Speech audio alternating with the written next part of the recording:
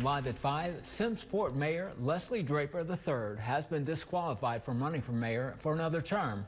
That's according to the Secretary of State's website and court documents. Thank you for tuning in for Live at 5. I'm Johnny Atkinson. Well, those documents obtained by KELB revealed that Draper was living in Pineville during his current term as mayor, despite filing for a homestead exemption and claiming to live in the town of Simmesport. Colin Vidros joins me now in the studio to break down this lawsuit. Colin, what did you find out?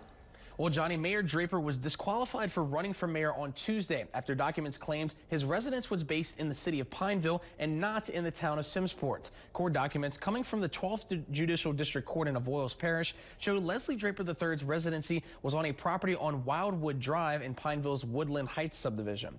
Draper and Avoyelles Clerk of Court Connie DeSalle were named defendants in the suit, and the plaintiff in the suit is also a candidate running for Simmesport Mayor Ted Turner. Here's what we know.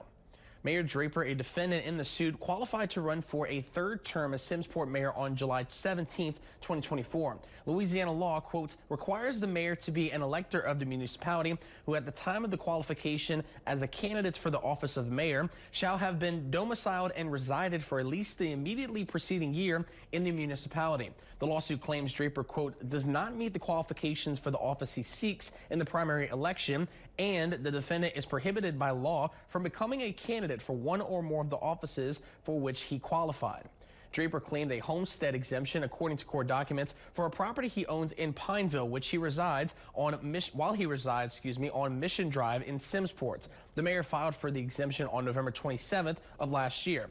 In the exemption, the person filing the exemption must own and occupy the property and must swear to abide by those guidelines. The suit also claims DeSalle did not immediately notify the Secretary of State of this petition filing, objecting to Draper's candidacy for Simmesport mayor.